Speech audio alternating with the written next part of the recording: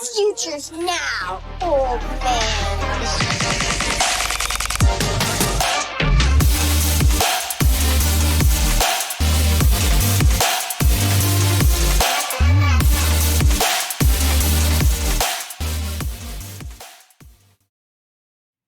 What it do? Burrows on cue. This is Future First Podcast, where we are helping you win today with a future first mindset. I'm your co-host Jmac here with my co-host Jose. What's going on tonight, dude? Not much, man. Yeah, you said it. Joe Burrow, questionable for week 12. I don't know if anybody thought it would be nearly this early. Kind of wild. He might be back, and we got Jamar Chase out. But yeah, man, how are you feeling? How are you thinking about Burrow on his way back? I still think it's fake news. I'm sticking to it, man. Like I really don't think he's gonna play. I don't know if they're just trying to throw people off for competitive advantage. I think Joe wants to play. I don't know that it makes sense for them to rush him out there, but I don't know what's happening behind the scenes. Maybe the doctors are back there, and the team and the management feels good about him going back out there. But yeah, I don't know. I was thinking back to when we were on the Foot Clan for Foot Clan, and one of the advice says I was like, man, Joe Burrow's on waivers. Like, just put him on your team, throw him in your IR slot. You don't know when he's coming back, and I mean, hey, if you did that, that paid off. I mean, because if he does play this week, then you got to play him. I don't know. Yeah, yeah. I don't know, man. I guess you do. I guess it always depends on like who did you fill in after you lost Burrow, or who you had when you picked him up, right? Like if you have a Stafford, a Hurts, a late Drake Maye, who I know we're gonna talk a lot about here.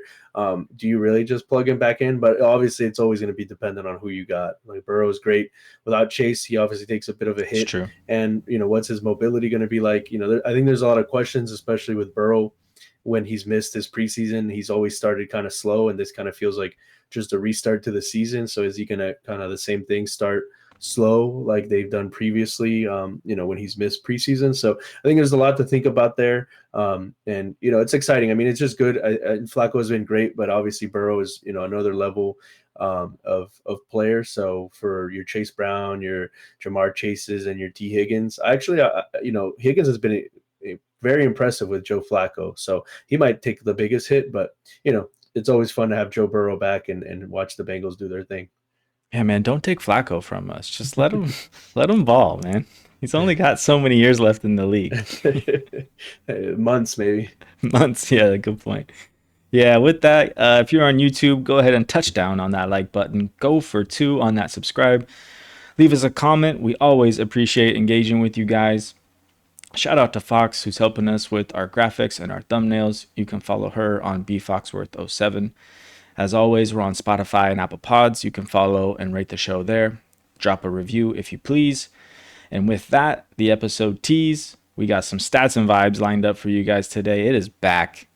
The flagship segment for our podcast here. And then after that, we got the Hypeline.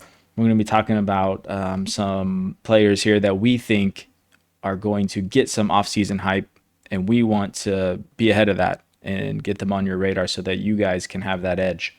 But first, as always, a quick hit. You ready, Jose? Let's do it.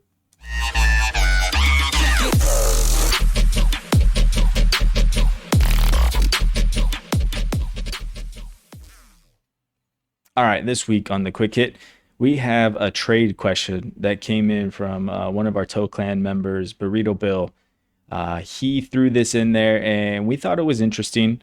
Had a little bit of theory tucked into it and weaved through it. So let's just get into it, and then we'll kind of start breaking it down and our thoughts on it. So this is a 12-team PPR league, Superflex, half tight end premium. He is building for next season, doing a little bit of a retool here. And he had the offer of London and McBride for Puka and Kittle. And I think he'd be getting London and McBride. Is that right? Yeah, because he has his wide receiver room is AJ Brown, Puka, and JSN. So the London manager clearly looking to get another wide receiver to help him try and win this year, upgrading his Kittle to McBride. So I think it was a very interesting offer, because it is very something that could be plausible. And it just kind of, how do you want to move, and what do you want to do, right? So did you have an immediate reaction, like a thought, like when you saw it, I want this side immediately, or were you like me? The reason I kind of brought it forth was I had to think about it for quite a while. Like I sat and stared at it, and I went back and forth, and I'm like, Puka, McBride, the point, tight end premium, like McBride has been so good. That onesie elite position advantage is weighs heavily on my brain when I think about this, but I wasn't sure. How did you first react to it? It's tough.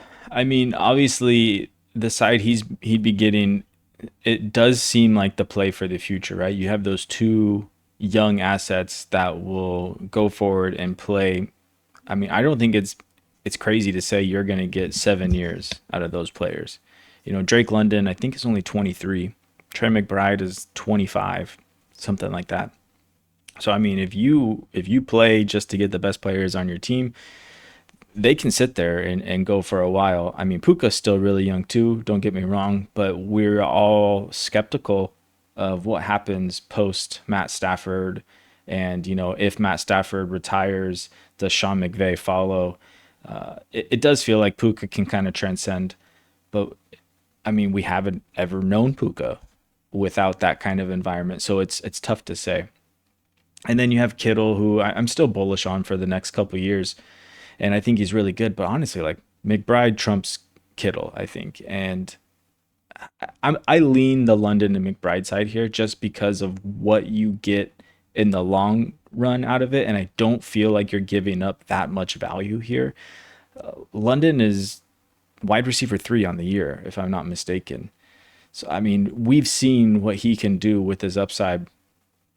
And I don't know, maybe this is the most we ever see out of London. Maybe he regresses and he's, a low end wide receiver 1. And the gap between Puka and London is or I guess what we perceive how small that gap to be is more of a mirage than it is a reality. But I still kind of like the London and McBride side. But I get it. Like if you're competing and you lost London, this makes a ton of sense to go get Puka and Kittle. Yeah, I think it is one of those win-win trades that you don't see that often, where the manager that approached to buy Puka came right. I mean, like he came prepared to pay up what you need to for a guy like that. And these are the type of moves that we've been talking about. Like when you're contending, like you can't sit back and be like, oh shucks, I lost London. I think that was the side I ended up on, just value wise and going into the future with the London McBride. Just like you said, I mean, those feel like pretty set assets for quite some time. And McBride seems like going into next season for sure, he'll overtake Bowers as the tight end 1 for Dynasty, probably by I would say a decent amount, just because of Bowers' situation with the Raiders, right? We thought he could overcome it, but it's not looking like that. I mean, maybe some of that is still part of the injury, but McBride has just been so far ahead, head and shoulders, even when Kyler has been playing ahead of Bowers and any tight end, that I think I just lean that side. But if I was a contender that lost London, this would definitely be a move I would not hesitate to make, because honestly, Kittle, we saw his first game back with Purdy.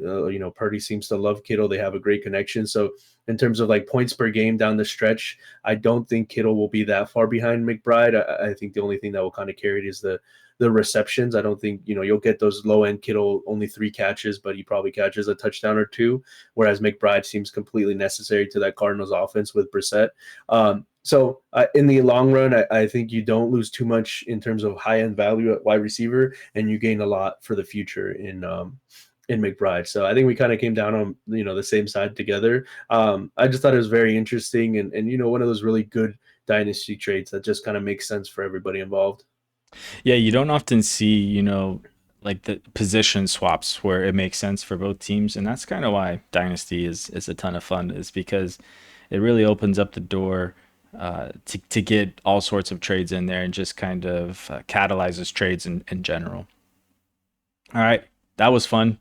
Burrito Bill, I hope you're listening, and I hope you accepted that trade because we just dropped some knowledge for you there. All right, man, let's get into this next one here. Stats and vibes.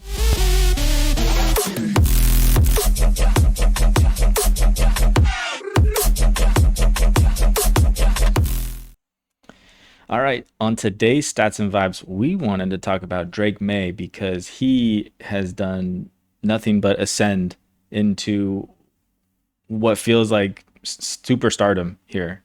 Um, yeah, I guess it says here it looks like Patriots struck gold again with a franchise elite QB. Buckle up because it's going to be another long winter on the way. Are you trying to say winter is coming? Is that where this is going? Yeah, man. I mean, that's where I'm going with this. Like, just let me paint this picture for you, Jmac. Okay, think about like the worst person that you know, right? Like an actual person, not like somebody you don't have any like knowledge of, or they don't even know you exist, but like an actual person in your real life who you think is like the worst person you know. And now imagine that something really really great has just happened to them, right? Like we all know that meme, like and that's kind of the Patriots. Like nothing against Patriot fans, but like you guys ate good for like 15-20 years with Tom Brady. And it's been such a short time, right? Like you see some of these organizations. I mean, you see the Bears, they've literally never been able to find a franchise quarterback. You see what the Jets are going through, what the Panthers have gone through, some Cam Newton retiring, like all these organizations, right? They go into quarterback purgatory once their franchise quarterback is gone, and it takes them 5, some even 10 years, and some of them are still looking for that franchise quarterback. And the Patriots somehow, after just 4 years, they've seemed to have found another top 10. Yeah, I don't think that's too far-fetched. Top 10 NFL quarterback, or at least that's the way the arrow is pointing.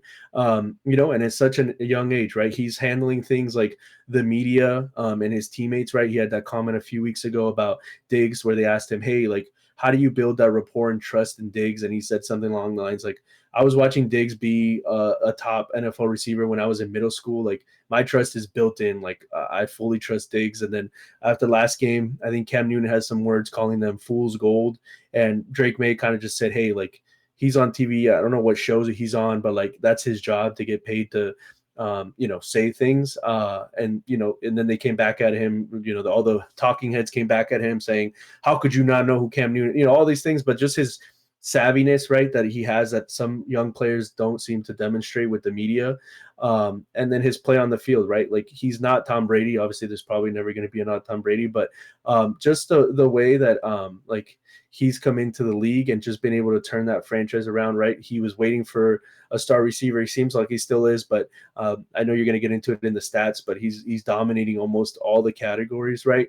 And I kind of wanted to leave it off there, like leave it here for you to kind of take over, like in terms of that draft class, right? Looking at it, not just NFL terms now, but dynasty wise, like out of that draft class with Caleb Williams, Daniels, and Bo Nix and Drake Maye, like how would you rank and stack them going forward, like in a startup, let's say next year? Yeah, it's tough to not take May here. It's just one of those things where I feel like we see a quarterback do well and we overreact. So it's hard to want to buy in here. I feel like I'm starting to, wisen up and kind of learn my lessons here. CJ Stroud burned you, huh? It wasn't just CJ Stroud, man. I mean, but yes, CJ Stroud did burn me. I still believe though. He can do it. He just needs an offensive line. Oh yeah. Um, I think I'm still taking Jaden Daniels over Drake Maye here, and that's just because what we thought Drake Maye would bring rushing wise, it just hasn't panned out the way that we all maybe imagined it would. Where his rushing is a weapon more than it is just a failsafe. Because I feel like that's what we've seen Drake Maye do is just scramble his way to safety rather than have those design rushes for him. So I think I still would take Jaden Daniels over him, and then the rest of them, I think May's at the top. So I think Maye is like concretely QB5 for me. Behind, like I'm putting him in front of Hurts. I feel like I think he's there, right? So I would go like Lamar, Allen, and Daniels, and then yeah, I don't know. Like I still like Mahomes, so I think he's there. So he's like 4 or 5. I think it's probably fair to say. Yeah, I think the way you stack them, I still believe that JD5 has the higher ceiling rate. He has that like Lamar, not to compare, two guys just because whatever, but like, he has the Lamar style upside of rushing, right? Where he can be breaking records. I think Daniels does if he can protect himself. And then I think, you know, Drake Maye has more of like a Josh Allen or like Mahomes back in the day, where it's part of his game, but it's not the biggest thing. But it is a nice cushion in Dynasty where you feel pretty good about him, scrambling for around 350 to like 400 plus yards a season, which just gives you that nice cushion. It's not the game breaking type of thing, but that's how I would see it. And that's how I rank these guys. I think it's JD5, then May, then Knicks, and then Caleb bringing up the rear in terms of this draft class. And then I think you slot it in perfectly in there. I think top five, I could see somebody getting too crazy. I think you are seeing more from May, though, than you have seen some of these rookie quarterbacks. I mean, I guess it's technically his sophomore year, so he's not a rookie anymore. He played about half the season last year. But yeah, man, I mean, why don't you run us through that was the vibes part. Let's run through the stats. What do you got? Yeah, well, I mean, obviously, New England is leading their conference or division there at 9-2, or an 8-game win streak. May is leading the NFL in passing yards. He's got 2,836 of those. He's done that on 230 completions on a 71.9 completion percentage. He's got 20 touchdowns and 5 interceptions. A quarterback rating of 113.2, which increases to 115.46 when you take the true passer rating. A QBR of 74. So all these things that we look at a high level to kind of judge whether a quarterback is good or not, it's screaming that he is a good quarterback. He's also has an 82.3% adjusted completion percentage, which is kind of just bonkers. And that just takes out throwaways and some other throws that just aren't designed to go to, or drops. Like drops are one of them. Those type of things. It's really good. And on top of that, like we were saying, the rushing upside, he has 44 scrambles for 288 yards, which is second best in the league right now, behind I think it's Mahomes. I can't remember. Maybe not Mahomes. It was Justin Herbert. And then he has a 10.7 completion percentage over expected on deep throws. So not only is he accurate, but he's accurate on those deep balls too. He has a cannon, and we've seen it. Him connecting with Mac Hollins, him connecting with Booty. It's been there all season. And I guess some of the things to kind of take the shine off of all of this too is he's had kind of an easy schedule here going forward. So we would expect him to do these type of things against the teams that he's played, but he's played some good teams in there too. So on top of that, he also has 6 fumbles. I feel like he's probably going to need to clean those up there and hold on to the ball so that his team can kind of do that. But I mean, also, he's taken 20 sacks. So I feel like those fumbles are kind of coming on those pressures when he's getting pressured on 45.3% of his dropbacks. So just under like half of his dropbacks, he's under pressure. So it's just kind of all the signs are pointing to him being a good quarterback. Mike Vrabel has done a great job with that team. And honestly, like if I'm a Patriots fan, I'm ecstatic I have May and it's looking good, but Mike Vrabel, I think I'm more excited about that than anything. He is definitely, it's kind of crazy that he didn't get swooped up last year when he ended his time in Tennessee. He kind of just didn't. I thought he would, get swooped up and go to a team right away, but New England brought him in, and yeah. I think that's a really good pair between May and Vrabel. And then obviously they have McDaniels as their offensive coordinator, who belongs as an offensive coordinator doing right stuff. So I don't know, man. I'm in on them. I bought into Drake Maye in a couple places into this season, and it's feeling really good. Honestly, one trade I made coming into the season, I wasn't really sure how to feel about it. but I had a really bad team that I needed to rebuild, and I was looking to get rid of Bijan Robinson on that team just to kind of build for something a little more stable. So I sent away Bijan Robinson for Drake Maye and 2 seconds in the 2025 draft. And like all season, I'm just kind of like, man, like that still doesn't sit right with me. It doesn't feel good. But now you look back at that trade, and it's actually, in my favor, going as far as the value goes. So those are the type of moves that you kind of have to do sometimes to get to where you need to go. And Drake Maye is not only holding his team up, he's holding me up too. So much love for you, Drake Maye. Yeah, 100%. Just to touch on a few of the stats that you brought up, I'm glad you kind of mentioned what the like that true passer rating, what and completion percentage, like how those stats for a guy that like me is not stats heavy at all. I think that was great. You mentioned like what that entails, and the completion percentage deep is like when you think about the Patriots wide receiver room, you don't think they have a deep ball threat guy, right? Like Diggs is mostly underneath, like a bunch. He's putting it together without a true wide receiver one. Like Diggs has been great. We shouted him out last episode, and he'll continue to be great. But I think there's still another step, right? Like if you can marry a Drake Maye to somebody like they did with Burrow and Chase, right? If you can marry him with an elite wide receiver, I think you're looking at 40 plus touchdown type of passing volume there. And McDaniels, like you said, is great for that sort of thing. I also think it's the O line hasn't improved that much. Like last year, right? They started somebody else because the O line concerns, they wanted to let him sit. And the O line, like you're saying, it's still not great. 45% dropbacks. He's under pressure. That's still a lot. So things can even get better from that standpoint. But the fumbles is definitely something, like it's not just in the pocket. He's getting strip sacked. Like he runs a little wild, and the ball's not that secure when he's running. Definitely something for him to clean up. I think in terms of Dynasty, like I don't know how much actionable things there are to do unless you're really willing to make a bet and trade. Like I don't maybe a Joe Burrow, but or like tear down from a guy that people still see as like the top end. But if we're saying we think Drake Maye might be the quarterback 5 in Dynasty, there's not a huge tear down to do from like a Lamar maybe to a Drake Maye.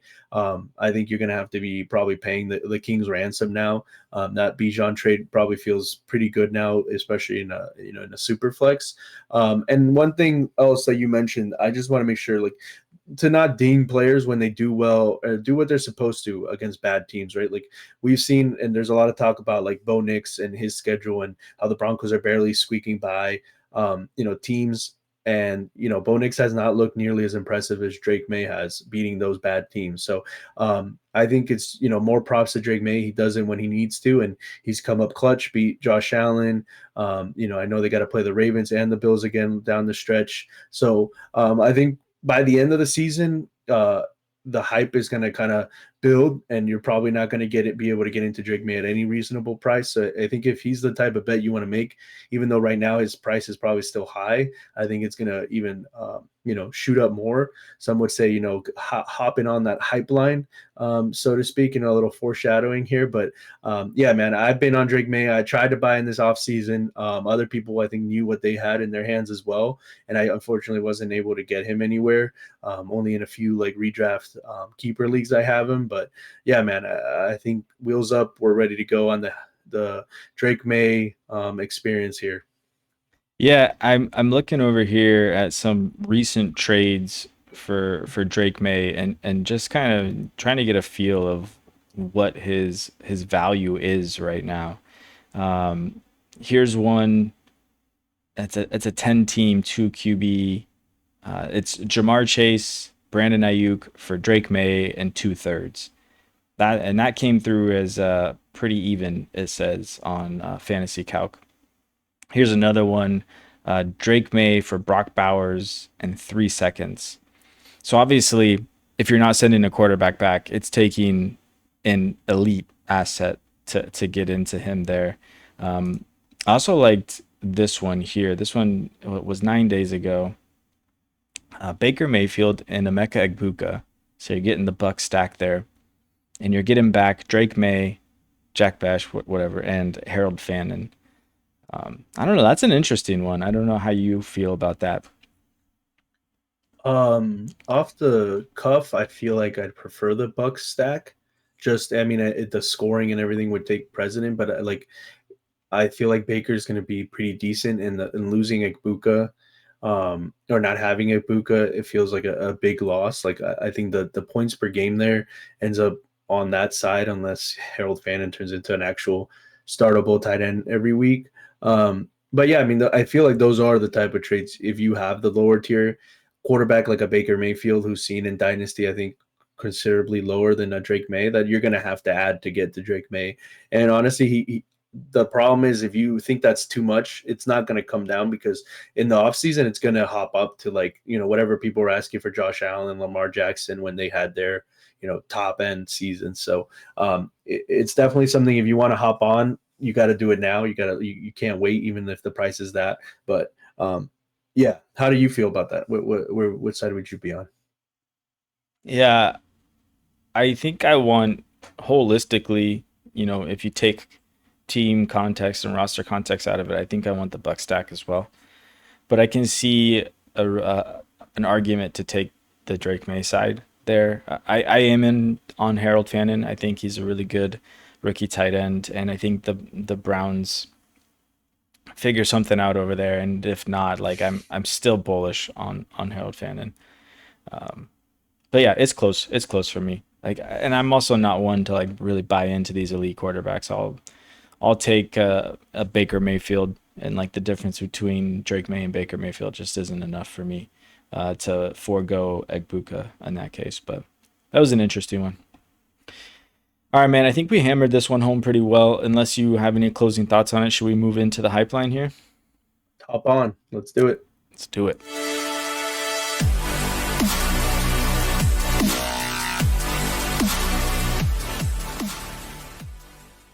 All right, as we come to the close of the season here, at Future First, we wanted to help you identify some wide receivers who we believe in this offseason will see their hype increase significantly. We want to give you guys the edge and a chance to buy before fully entering the Dynasty Hypeline. I don't know if you guys have ever heard coming down the pipeline, but that's what I went with for the segment overlay here. Oh no, you explained the joke. No, Jmac. Yeah, I gotta be punny, man. Oh no. Oh man. All right, man. Let's dive into this first guy here, George Pickens. How are you feeling about him? It sounds like you have some reasons to want to buy into him. Yeah, so we want to kind of focus this segment on wide receivers specifically, just because in Dynasty they tend to be the players that hold the most value, and kind of the easiest to build blocks around, as use them as your cornerstones. And if you can get into one, an elite wide receiver before they become elite, you kind of jumpstart your rebuild, or just jumpstart your contention window. So yeah, Pickens, in terms of what his future holds, does he stay in Dallas long term? I don't think that's a future play. You could see the franchise tag hit him a couple times. And what would be other possible landing spots that we'd be excited about, right? Like I think Pickens is kind of broken out. He's fully out as an elite wide receiver. I think on the year he's still like wide receiver 3 or 4 or 5. I mean, that last game he had a great game. Seems to have great connection with Dak, and honestly, I wouldn't say that it's much of like a Robin. I feel like they're 1A, 1B, like very, very close in nature. And I think if Pickens went where he was the only show in town, I don't think that he would see much of a regression. I mean, one guy, would it be wonderful for him to pair up with Drake Maye?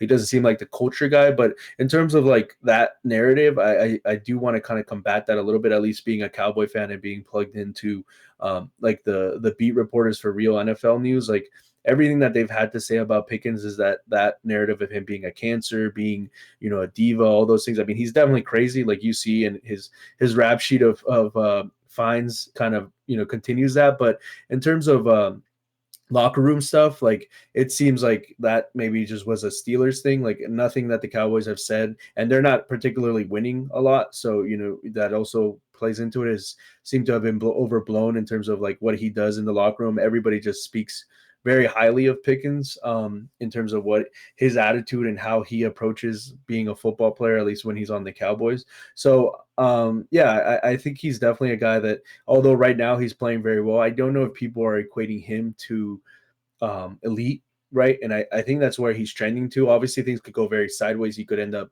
in a bad situation, or one of these holdouts in camp doesn't play, doesn't then gets hurt. Like one of those things. There's definitely risk to be taken there, but I think that's the type of gambles. Like if George Pickens goes to a situation with an elite quarterback, his hype, right? The hype line is going to be shooting through the roof. Like it's going to be very expensive to get into him. And I think although it's expensive now, you can definitely still get into Pickens at a somewhat reasonable price.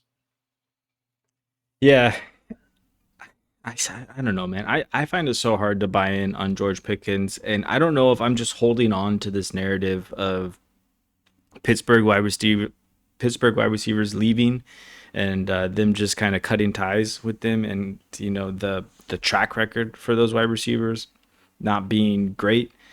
Obviously, George Pickens has done nothing but produce in Dallas, and I mean that last game was pretty impressive. I think we saw some things from George Pickens we'd never seen before. Like I think he has this a notion or stigma that he's a 50-50 ball, or he wants to win on the outside over the top. But we saw him run over the middle in space and make some really good football moves to just get yards and yak. And that's something I don't think I've ever really seen from George Pickens. So it's hard to say that it's hard to deny the talent and seeing him put up the stats he's putting up this year. So maybe I just need to kind of change my take there. And yeah, like the whole locker room stuff, like I'm just gonna have to take your word for it, man, because it's like I always he's a weird guy. Like there's not much to say. Like I just think of all the gifs and the memes that they have of him where he's just waving at the camera, or he's standing looking at his TV. Like he's just a weird cat, man. But yeah, I don't know. Like where do you think George Pickens is going for right now? What are you looking to pick him up for? I definitely think he's above, well above a single first. But I think it just depends what you're pairing him with. I think there's a lot of people that feel like you. I feel like in the dynasty community and the NFL community, they're kind of waiting for the shoe to drop, and which it very well likely can and could potentially happen. But if it doesn't, and he either sticks with Dallas or goes to a favorable situation, like you're gonna have to be paying a lot more. So like a first and pairing him with one of these guys that maybe hasn't produced, or maybe he's hurt, or a first and a second, and what sort of piece, like, or a running back, like just off the top of my head, I mean, I know I traded oh man, it was a backup running back in like 2 seconds, but that was before the season, right? Like you're not doing that now. But could you pair him with a first and borderline RB1/RB2 type maybe, and get there? Or do you think you need like three first? Like I don't think he's entered that sort of Jamar Chase, Justin Jefferson before this year type of level. But what are you seeing? What are you thinking? Yeah, like it's probably at least an early second. I'm looking at some trades right now, and it's probably more than that. It looks like um, this one's kind of wild, but I can see a contender making this trade. But I feel like they probably should have got more back on top of it. But it's George Pickens and Travis Kelsey for Malik Neighbors in a super flex 12 by 11 half PPR. I don't know. In a vacuum, I want the Neighbors side, but if I'm competing, like I don't know, George Pickens and Kelsey. Kelsey is quite quietly the tight end two on the year, so that one kind of makes sense when you think about it in that term. This one is pretty interesting. 8 days ago, 12 by 11 half PPR Superflex. George Pickens for a 27-1 and a 27-2. And they throw back a third with George Pickens. So, yeah, it's probably a first plus. Like that's what it feels like the rate is going for. I know you're going to love this one. Zay Flowers in a second for George Pickens.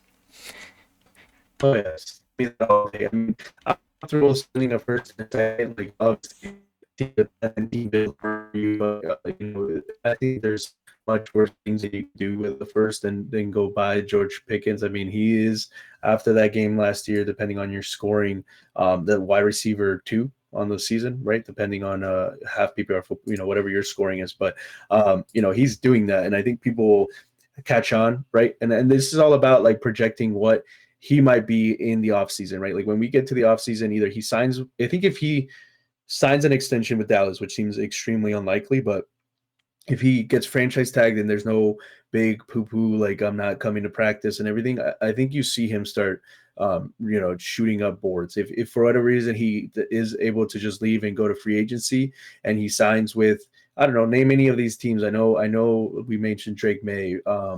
Where else could he be that would be very, exciting that could use a wide Pittsburgh. receiver one?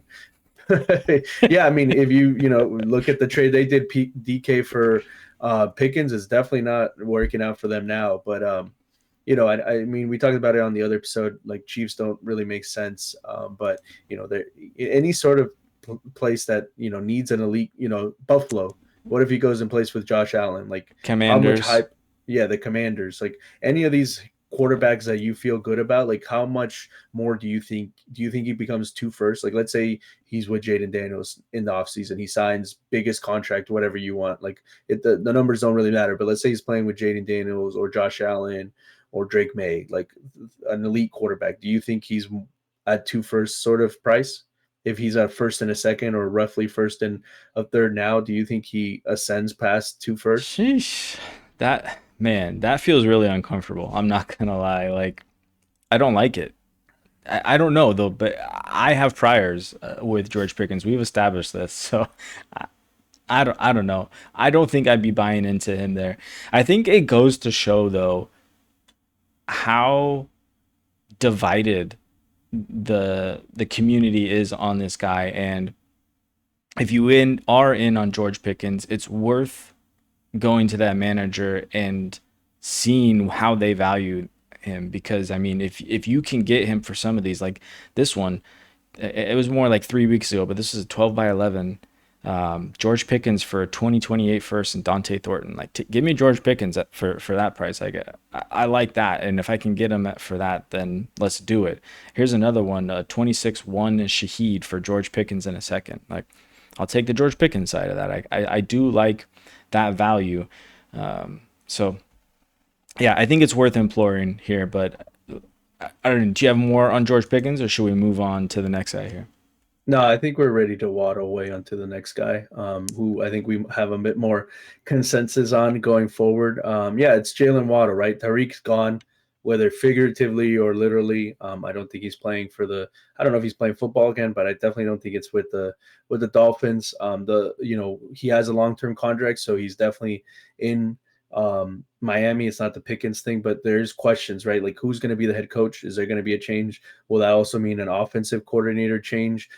We've seen that Waddle can do it. He's getting it done this year, and he got it done. What was it, like 2 or 3 years ago, right? He had like a top 7, top 6 finish. So he's proving that he can be the alpha, that he can be the main guy, even with this kind of larger target share and larger production and usage. He's staying healthy relatively, like knock on wood. But I think Waddle is another guy that if there's a big splashy maybe head coach, one of these kind of offensive minds, or they maybe sign a quarterback, I don't think can be cut. So it might just stay the same. But I think you're kind of wanting to buy in before the end of the season, where maybe he has another 5-6 games, finishes in the top 12. A lot of people play Dynasty by just looking at, hey, how did this guy finish? And then instantly changes their perception of a player. Like, hey, I didn't have Waddle anywhere. Oh, what, Waddle finished as the top 9, a top 10 wide receiver? Wow. Whoa. Okay. And it completely changes their perception, right? So I think we're both on the side of we want to be acquiring Waddle. I don't think it's super expensive right now, but I think you want to get on that before the Hypeline takes off this season, because in the postseason, as soon as Tyreek is either cut or traded or whatever, there's immediate going to be a reaction from the community of like, okay, well, now Tyreek Hill isn't there. Maybe the people aren't, there's people that aren't plugged in. They don't know what happened to Tyreek. They thought he would just come back, like whatever. As soon as he's the clear cut wide receiver 1, there's no other person on the depth chart above him. Just that will boost up, what you have to pay for him. Yeah, I think that's that's the reason we're in on him there, is because we know what next season is going to look like for him with Tyreek gone. And I guess the only thing that kind of muddies the waters there is that Miami is looking to probably have a pretty high draft pick there. So depending on what they do with that draft pick, if they take like a wide receiver to try to replace Tyreek Hill, I mean, hopefully not. Hopefully they get an offensive line and get some help there. But you never know with these guys. I feel like Mike McDaniels is addicted to speed, so he's just gonna go after the fastest guy he can find. But yeah, I think the hype train is coming for Waddle. Once this offseason kind of turns around, and like you said, people start looking back and being like, "Whoa, he did that," and now he's the only one, even though he was the only one, right? So really, it's kind of like people are adjusting their priors of looking back at what Waddle was with Tyreek, and they're going to take last year's or this year's numbers and they're going to try to extrapolate it and be like, this is what Waddle can be. Well, it's like, no, this is what Waddle is now. So, I mean, if he finishes as the wide receiver 7 this year, which I'm pretty sure he's kind of sitting right around there right now, this is what Waddle's going to be. But I still think people are going to be in and out of him. He's just going to be another, ambiguous asset where some people want him, some people don't. I think right now, looking at some of these trades, you have a 26 first and a Rondé Gadsden for a Waddle and a 4th. That feels heavy on. That feels like a large buy to get into Waddle, if you ask me. But I don't know. I guess that depends on what you think of Rondé Gadsden too. I like this one though. This is a good price into Waddle. I would pay this. Jaden Higgins, a 27 second and a 28 third for Jalen Waddle straight up. I think I'm paying that all day. Easy, yeah. Here's another one. Jordan Addison and Woody Marks for Jalen Waddle in a 3rd. Get off your Woody Marks shares if you can. I think that's just a smart move here. He looks good. He's got juice, but I don't think we can trust him having those legs to stand on going into next year. Yeah, man. I mean, I like Waddle. I'm in on it. I think the hype line is full, and we're full steam ahead on that. Yeah, agreed. And I'll just introduce this guy by name real quick and then let you take over. I mean, he's your official, unofficial, my guy. You've been on this since pretty much the off season, all throughout the year. I think you've nailed it exactly right, Mr. Olave. What do you think?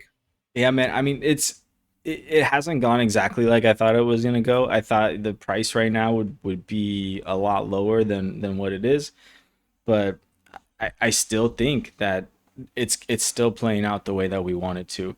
I don't think we've seen Shuck be as bad as he can be yet, and I think that will get there.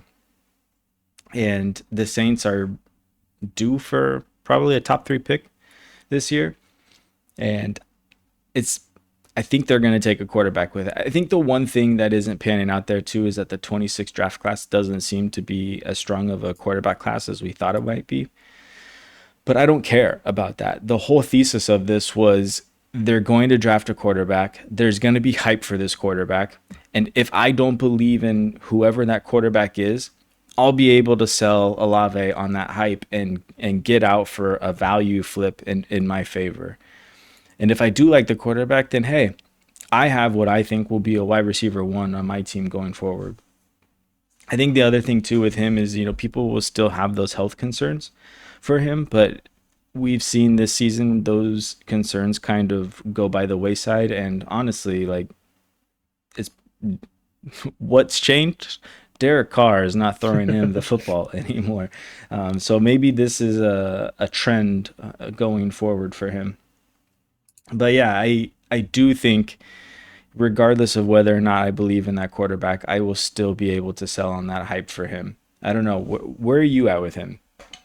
Yeah, I mean, if you want to use it as simply a value flip, if you did have him and you held, or if you bought into him, like we were saying at the beginning of the year, and wanted to sell, I mean, you could sell regardless of the quarterback, right? If you do get a top end quarterback there from the draft, it's definitely going to, pump up the hype line on him. But if you wanted to sell him just on his production alone, I mean, I think he's a top 13, wide receiver right now, and he's getting it done with these bad quarterbacks. I mean, I think people also need to transfer themselves back to whatever it was like a year and a half ago before the concussion stuff with Olave, and think what you thought about him. That talent, because he got concussed, didn't go away, right? We're not talking about horrendous knee injuries or things that take away his ability to do what he did coming out of college and what he did in those first couple of seasons. And he was thought of as a top end, going to be a top end dynasty wide receiver before the concussions happened. So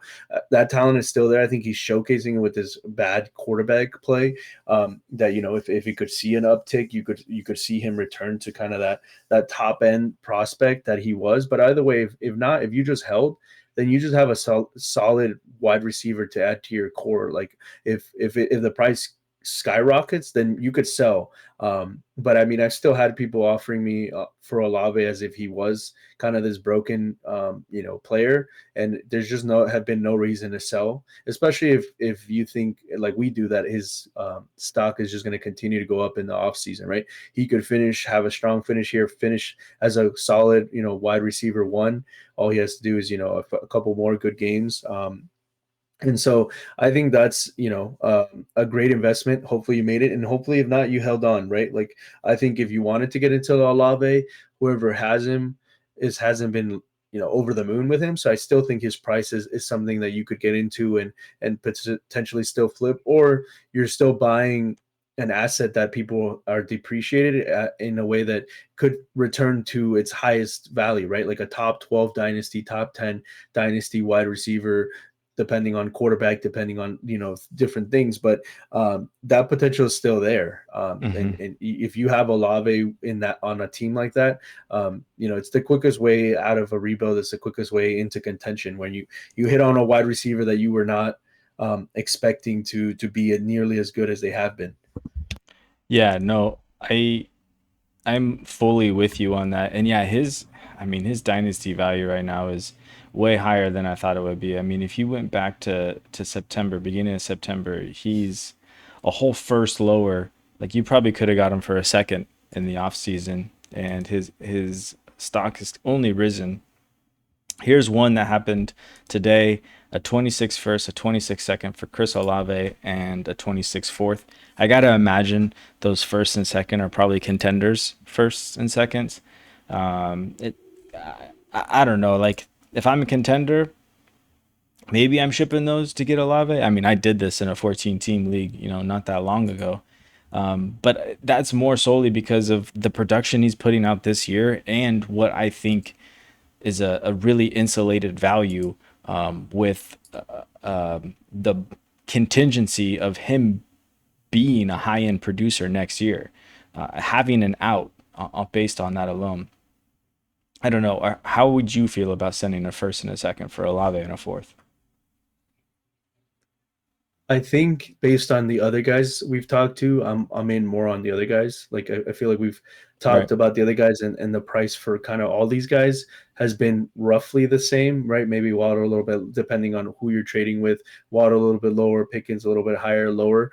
But it sounds like most of these guys are first plus in value. And I think there's another guy we haven't talked about yet who might be more expensive, or the two other guys we talked about that I'd rather be in on Olave just because projecting for the future, I think they could spike higher in value and then also just be better assets. But I would be comfortable, right? Like if for whatever reason Pickens, Waddle weren't attainable at a reasonable price, I would feel okay sending that for Olave. It is steep because I mean the health concerns are gone, but the moment that he something happens, they could just be immediately right back, and you could Right. be back in the situation. But you can't play scared like that, right? Like you can't play thinking a player is going to get hurt. So you as the Olave truther, like you feel okay? Are you doing that? Let's say you're coming out of a rebuild, or you're looking to even contend this year. Like Olave is not a horrible contending player now. I mean, he's a solid wide receiver one, right on the verge. Would you do that? It's a 12 by 11 team, so it's also notably a best ball team. So I think it's a really smart move. If those are contenders first and seconds, I'm totally fine sending those to get Chris Olave on my team. Here's another one that I thought was really interesting.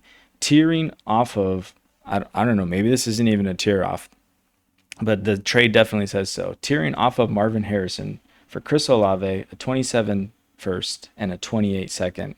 I want the Olave side of that all day long, but I'm starting to think that Marvin Harrison is just a bust. Yeah, I don't know if a full blown bust. I mean, we've seen some good games with Brissett, so maybe he just had a Kyler problem. But yeah, I mean that's 100% somebody that seems to be valuing Olave as a fringe wide receiver 2, 3, let alone what he's actually producing as. So that clearly screams somebody still concerned about the concussion, still concerned about his health. Because I mean, straight up, would you rather have Marvin Harrison or Olave in a vacuum? Oh, that's uncomfortable.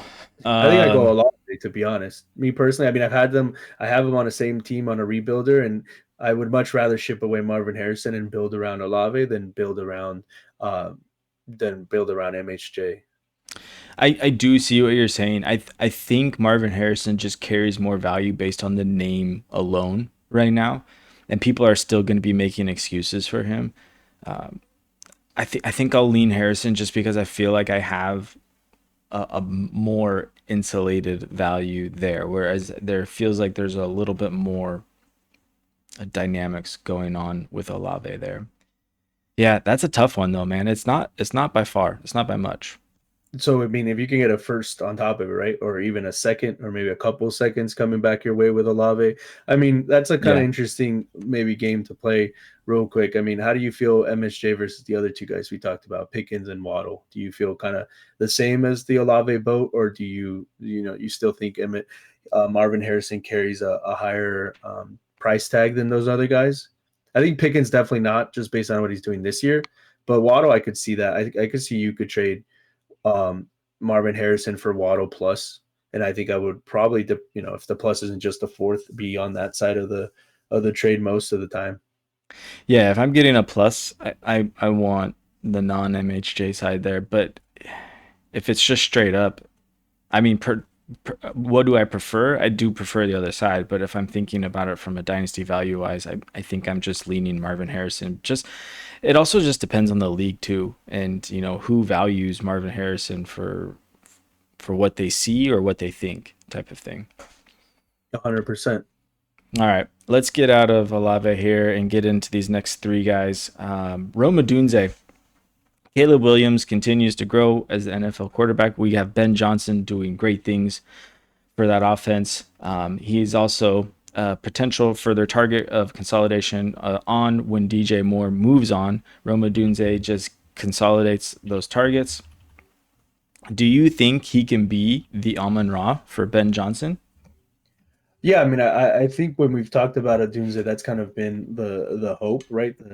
What you are hoping happens. I think the DJ Moore, unless they want it, the thing I could see with DJ Moore more than him getting cut is a trade. I think he could want it, and I think it would make sense maybe for the Bears. It doesn't seem like he maybe fits Ben Johnson's system as well. I know he's also been hurt, but in terms of his production this year with Caleb, it's looked way different.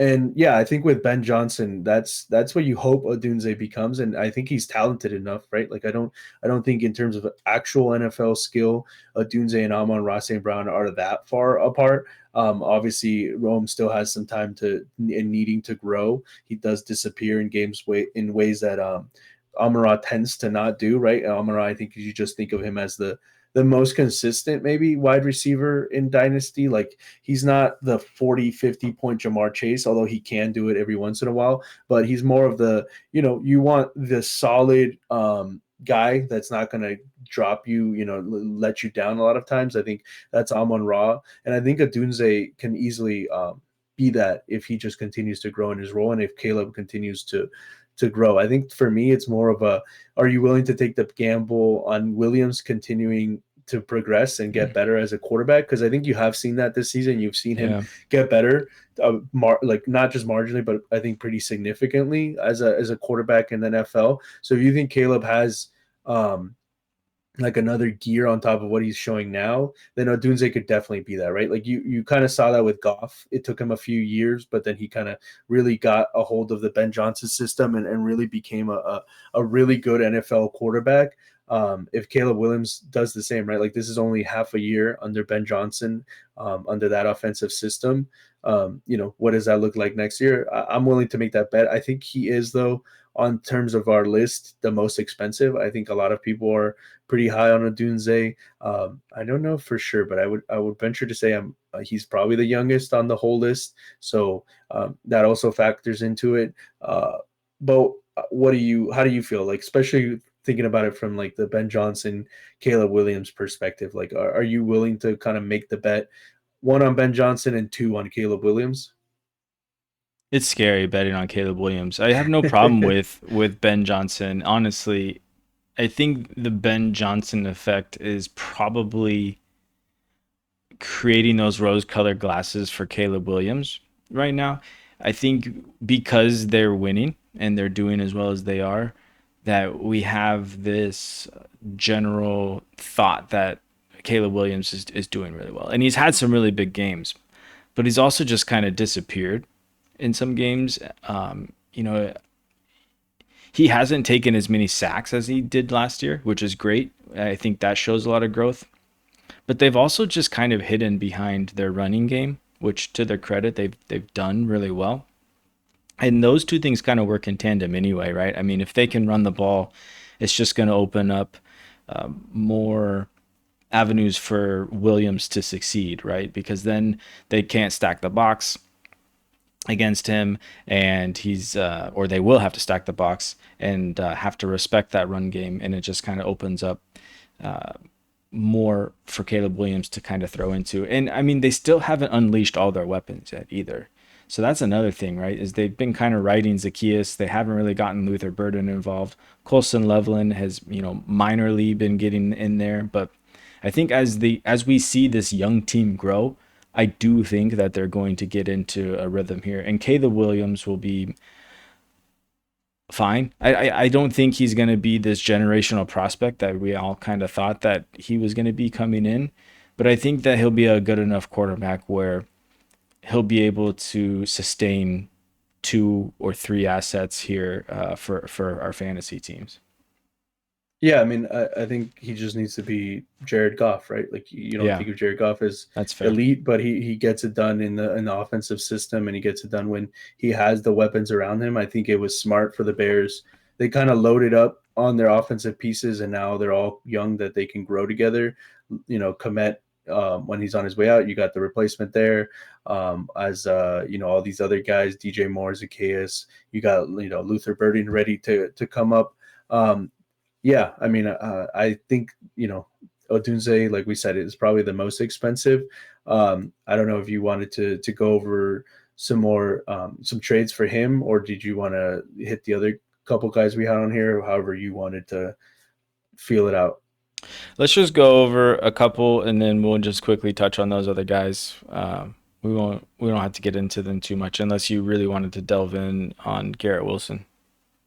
No, yeah, I mean, he's kind of the one I was least interested. I think he's just because he's hurt, his value has depreciated. So, but yeah, we can touch on him in a second if you wanted to. Yeah, let's hit up some Odunze trades. So this one is interesting to me. Rome Odunze, a 26 first, and you get back Josh Jacobs, Michael Pittman, and Jake Ferguson.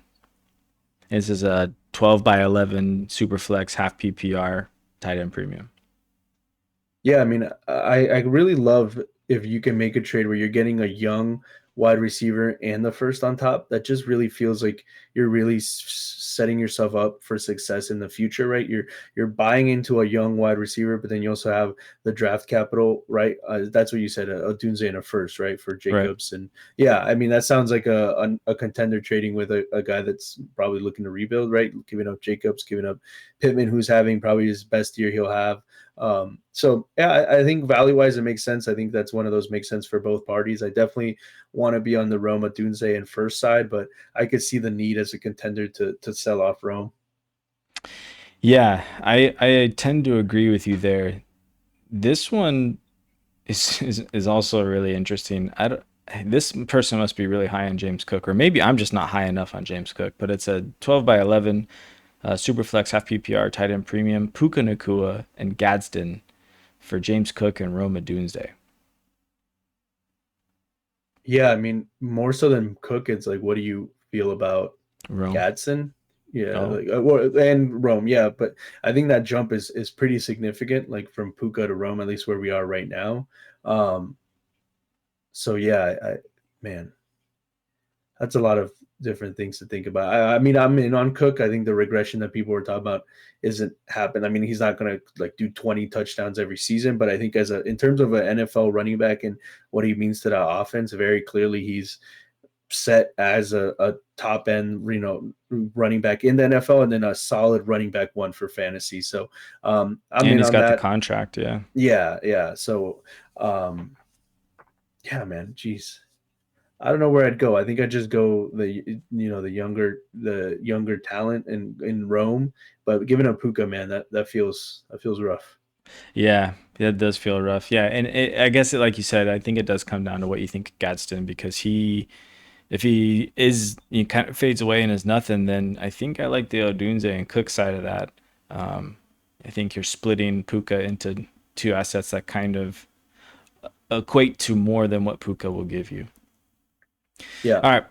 So yeah, we already kind of touched on it, but yeah, let's just get on to this next guy here. Is Garrett Wilson. Yeah, like you said, the injury dropped, but I also think the narrative is going to change around for him next year too, with the Jets and how bad a season it has been for them. But then they also just have a treasure chest of picks. So I think that hype could be generated in the draft season for Garrett Wilson here, especially if they make some really good picks. yeah. I mean, I feel like for most of Garrett Wilson's career, besides the Aaron Rodgers, right, where he kind of got gassed up and people were really excited that Aaron Rodgers was coming in. It's been like who's going to be the quarterback and who's going to be the head coach. Like I don't know. Do they move on um, from Glenn? I don't know, but who's going to be the quarterback? It definitely doesn't seem like it's Justin Fields. Where are they going? Like right, and that seems to be Garrett Wilson's career, so to speak. Like so much uncertainty. I do think though that it does drop his value, especially with the injury now that you Yeah. can maybe buy. I think in terms of the four other guys we mentioned, like I said, he's probably fifth in my list of guys I'd be shopping for. But I'm in no ways like discounting Garrett Wilson as a potential future asset. It's just there feels like his injury plus a lot of other question marks that maybe you don't have necessarily for the other guys makes him like I feel like the biggest gamble. But I do think even this season he showed like his talent on the NFL field is just like man, the Jets are such a mess that it's hard to want to buy into him when Odunze, you feel at least his situation, everything around him, you feel a lot better about. Same with maybe Waddle and Pickens if he's staying in Dallas. Like there's just way less question marks with some of these other guys. Yeah, I think he's probably the least likely to of all these guys to have that hype grow for him. It kind of feels like it could go the other direction, to be honest. Okay, and then one other guy I wanted to bring up here was more based on news that we got today, but Ricky Pearsall, who didn't have a great game coming back here in week 11 off the injury.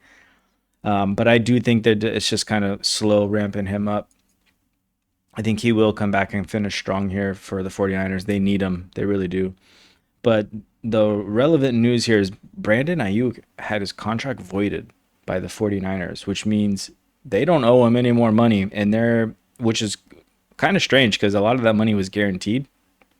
And from what I heard, Brandon Ayuk is okay with it. Like he's just accepting the terms of the voided contract. So he's literally giving back millions, $26 million to the 49ers here. And I guess he gets away to, be a free agent and go do what he wants. It kind of feels like he has like a handshake agreement with another team, to be honest. I don't really know what to make of that, but it clears up the runway for Ricky Pearsall to be the wide receiver one here in San Francisco, especially since Juwan Jennings didn't get the contract extension that he wanted. So I think it's sneaky to buy him now. You could probably get him. I think we talked about it last week for like an early second. And I think that hype only grows in the offseason, especially if he finishes here strong this season. Yeah, 100%. That whole Ayuk saga from even back before when he wanted to get paid and then the injury after getting paid, like it's all been so weird. The whole thing. He was there. I don't know. We don't need to get into the Ayuk drama, but focusing on Pearsall, yeah, I mean, I think he could finish the season pretty strong, right? They need him, like you said, and he could be one of those guys that after the NFL draft, people are, making all these videos, the biggest winners from the NFL draft, because if they don't make any sort of investment into that wide receiver room, everybody's going to notice it's pretty much Pearsall and maybe Jennings if he's stuck around, and whoever they've picked up and whoever's left there, right? Like there will be basically nobody else there besides Kittle and CMC to be catching passes. So I think you would see a huge spike in his value, let alone just in the draft if in the first 2 days they don't pick a wide receiver. Yeah. All right, man. Well, I think we did a good job here giving our listeners an edge going forward and trying to highlight who we think are the best offseason buys here, or even before that offseason hits. But with that, let's roll into the outro. Episode 18 in the books, man. We're coming up on episode 20 here, which I don't know to you it feels like a milestone to me. I have it stuck in my head where, somewhere I heard that not very many podcasts don't make it to 20 episodes, but here we are, man. And honestly, we're way past 20 episodes when you include the debriefs in there. So, but thank you for all you guys out there listening. And I'll turn it over to you, Jose. Yeah, man. As always a pleasure to do this with you. Yeah, man. 20 episodes, big time. As always, if you can subscribe, comment, follow on YouTube, follow us on X, Apple Podcasts, rate the show, drop a 5-star review, wherever you can. Always helps out, man. And hope your weekend is great. We'll see you next time. Go Slay Week 12. We got more on the way.